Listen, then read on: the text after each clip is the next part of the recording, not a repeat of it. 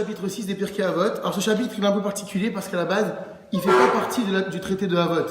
Il a été rajouté dans le temps, ce numéro 6, pour pouvoir répondre à la coutume que les Chachamim avaient instaurée, à savoir lire les Pirkei Avot et les étudier pendant la période qui sépare Pessah de Shavuot. Il y a 6 Shabbatot. Or, les Pirkei Avot comprenaient 5 chapitres. Ils ont donc rajouté ce 6e pour remplir le Shabbat qui va précéder Shavuot. Et on verra que ce chapitre, si Dieu veut, il fait l'apologie de la Torah et de ceux qui l'étudient. Puisqu'on est à la veille de Shavuot, puisque c'est cette fête qui commémore le don de la Torah. Donc, c'est un chapitre qui a été donc choisi par les Chachamim justement pour répondre à la circonstance et également parler de la Torah. Et la première Mishnah nous dit la chose suivante.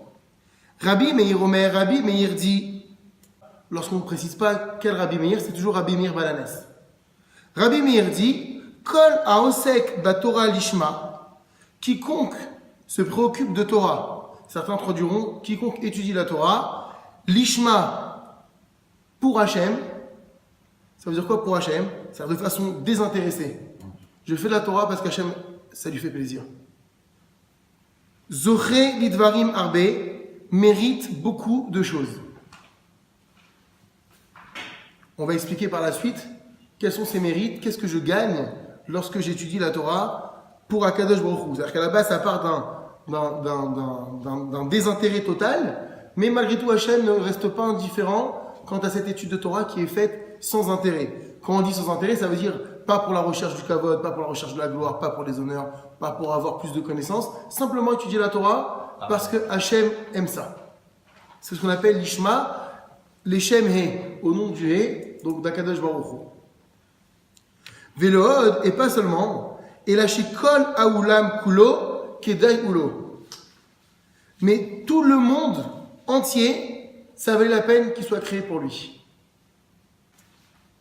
Chez Tahlit Beriat Aolam, car tout l'objectif de la création du monde a été habitué la Torah, n'a été que pour la Torah. Donc quelqu'un qui étudie la Torah l'Ishma particulièrement, donne sa justification au monde.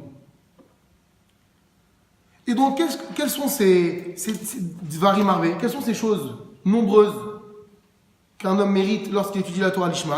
Et voilà le Mishnah de Rabbi Meir va dresser la liste. Nikra Rea, il est appelé un ami. Et les Chachamim disent Shel HaKadosh Baruch Hu, d'Hachem. C'est un ami de Dieu. Ahuv, c'est un homme qui est aimé. Ohev et Amakom, c'est un homme qui aime Hachem. Puisqu'il étudie par amour et non pas par contrainte ou par intérêt. Mais sa meyachet amakom, il réjouit Hachem, mais sa meyachet aberiot, et il réjouit les hommes. Comment est-ce qu'il réjouit Hachem? Regardez le Kéati. Bechormato ou bemaasav, par sa sagesse et par ses actions. Puisque tous les buts de l'étude, c'est de pratiquer. Et dans le Midrash Shmuel, il est dit chez Bisruto Hachem et Olam, que c'est par son mérite que Dieu fait du bien à l'univers. Et fiche Hachem Itbarach, parce que Akadosh Baruch Hu Kavanato le'etiv livroav. Toute l'intention de la création du monde pour Dieu, c'est de faire du bien à ses créatures. Veusa me'ar keshem etiv lahem, et il se réjouit lorsqu'il le fait. Alors à plus forte raison lorsqu'il le fait et que c'est justifié en plus, c'est la plus grande simcha qu'Hachem peut ressentir. Et lorsqu'on a dit que cet homme-là, il est Mesamer et Aberiot, il réjouit les créatures, comment? Bedivri Chochmato, par les paroles de sagesse qui sortent de lui, ou Ma'asav Atovim, mais par ses bonnes actions. Et la Mishnah continue et dit, ou Malbeshatu Anava Veira. Et la Torah, ou Malbeshatu, elle le revêt d'humilité et de crainte. Quelqu'un qui étudie la Torah pour Hachem, obligatoirement, il s'investit de Hanava, de modestie et de crainte divine. Ou marcheratu liyot tzadik vechassid veyachar veneman. Et la Torah le rend apte. Marcheratu, il y a le mot kasher dedans. Kasher, c'est quelque chose qui est apte. Par exemple, une nourriture kasher, c'est une nourriture qui est apte à être mangée. Un homme kasher, c'est un homme qui est apte pour une certaine chose. Donc, ou marcheratu, la Torah le rend apte. Liyot tzadik, à être un juste. Vechassid, et un homme pieux. Veyachar, un homme droit. Veneman, et un homme digne de confiance.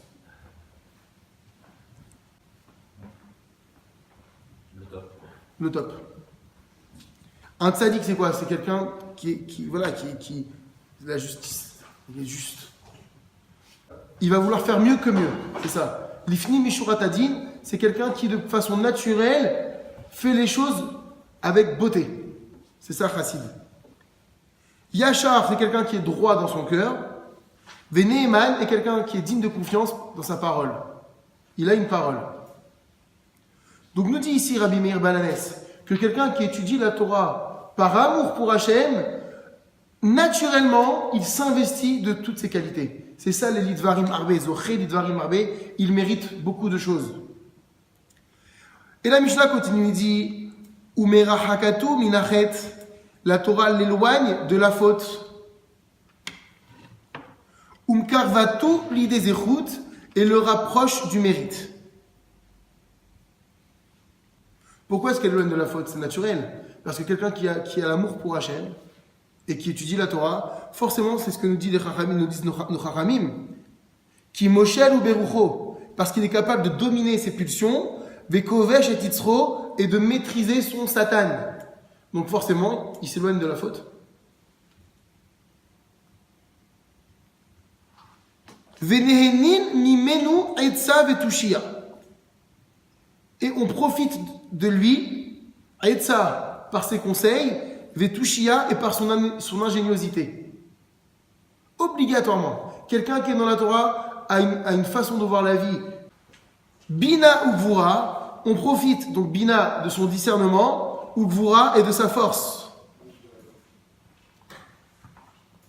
Chez Nehemar, comme il est dit, dans Michelet, les proverbes du roi Salomon, Li aetsa vetushia, à moi appartient le conseil et l'ingéniosité. Ani bina, je suis le discernement. Li gevura, à moi la vaillance, la puissance. Venotenetlo malchut ou même shala vechikurdin. La Torah lui donne la royauté, la souveraineté, vechikurdin. Chikurdin, c'est l'investigation. Il est capable de faire des jugements approfondis, d'avoir un jugement approfondi sur les choses. Ou même Shala, qu'est-ce que c'est la souveraineté? Comme nos Chachamim ont dit dans Masechet Brachot, Kol Adam sheyesh bo yirat shamayim, toute personne qui est empreinte de crainte du ciel, dvarav nishmaim, ses paroles sont entendues. Quelqu'un de souverain, c'est quelqu'un qui dit quelque chose et à qui on obéit. Umegalin lo razé Torah, et la Mishnah continue et dit, on lui dévoile du ciel les secrets de la Torah. Comme il est écrit dans Télim, Sod Hashem Irav, le secret d'Hachem, c'est pour ceux qui le craignent. Venaase kemayan amit gaber, uchnahar sheeno posek. Il devient donc une source jaillissante, amit gaber, qui se renforce littéralement, uchnahar sheeno posek, comme un fleuve qui ne tarit pas. Tellement il a de connaissances et d'enseignements à donner. Autre façon de comprendre, dit le Kehati, chez Chochmato lechet umdvasefet. Pourquoi est-ce qu'on fait la comparaison avec une source jaillissante? C'est-à-dire que sa Chochma ne fait que s'intensifier et se développer. Vechol akarov elav, quiconque est proche de lui, yirave timono, étanchera sa soif, mi marian torato, de la source de sa Torah. Il abreuve tout le monde par sa Torah. Et la Mishnah continue et dit, veheve tsanoa, par sa Torah, il devient quelqu'un de pudique, de discret. Regardez le Kehati. Chez Afalpi Shumit Parsem, malgré le fait que maintenant il est connu, Mit Parsem, c'est quelqu'un de reconnu par sa Chorma, ou Bemidotav et par ses bons traits de caractère, ou Tamit Sanoa. Malgré tout, il demeure quelqu'un de modeste et pudique. Ve'erech Ruach, c'est quelqu'un qui deviendra patient. Les Chachamim disent Erech Apayim, c'est que l'onganim dans le sens, il a envie de se mettre en colère et il se retient. Ça, c'est Erech Apayim. Erech Ruach, il n'a même plus envie de se mettre en colère. Et donc, du coup, la Mishnah continue et dit Umochel alel bono, il pardonne l'affront qui lui est fait.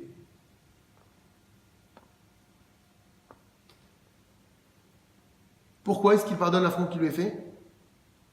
Non pas par rapport à lui, mais par rapport à la personne qui lui fait l'affront pour ne pas qu'elle soit punie. Alors il pardonne. Kedé shelo ya'anesh alav, pour ne pas que cette personne soit punie par Hachem. Gadelatu romamtu al kol ha'ma'asim, et Rabbi Meir finit en disant, la Torah le grandit et l'élève sur toutes les actions. Regardez la belle explication. Que signifie la Torah le grandit et l'élève sur toutes les actions? Prenez les 3 dernières lignes en bas. Al kol ma'aseh mitzvot, sur toutes les bonnes actions qu'il peut faire. Chez yoter yitparu mitzvot bo, mimash yitpareru be mitzvot kaviachol. C'est comme, en réalité, ce qu'on veut dire ici, c'est comme si les mitzvot vont le glorifier à lui, plus que lui ne va glorifier la mitzvah. C'est-à-dire qu'en d'autres termes, une personne qui fait une mitzvah, pourquoi est-ce qu'on fait une mitzvah? Parce que la mitzvah, c'est quelque chose de cher. Il va arriver à un stade où sa valeur à lui sera plus grande que la valeur de la mitzvah qu'il a réalisée. C'est ça ce que dit Rabbi Meir.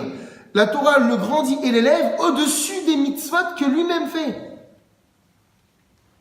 Donc maintenant, si on reprend simplement la première phrase de Rabbi Meir, Kol ha'osek batorah lishma. Il n'y a pas marqué Kol ha'lomed batorah. Quiconque étudie la Torah. Il y a marqué Kol ha'osek. Quiconque se préoccupe. Ça veut dire quoi se préoccuper? Tout ce que je peux faire en faveur de la Torah, ça s'appelle ha'osek batorah. On avait déjà donné l'exemple de celui, par exemple, qui va dresser les tables pour que le cours se passe, celui qui va faire les photocopies, celui qui va donner de l'argent, celui qui va mettre les lumières. Tout ça entre dans la catégorie de ha'osek batorah. Donc, Kol ha'osek batorah lishma, toute personne qui se préoccupe de Torah de façon complètement gratuite pour Hachem, pour le plaisir d'Hachem, alors Zoché Lizvarim Abé, il mérite énormément de choses. Quelles sont ces choses-là? C'est toute la liste que la Mishnah vient de dresser. Donc lui, il ne le fait pas dans cette intention, parce que s'il le fait dans cette intention, c'est plus l'Ishma. Il ne doit pas le faire pour ces choses. Mais on te dit que si un homme arrive à ce stade-là, voilà ce que Dieu lui promet.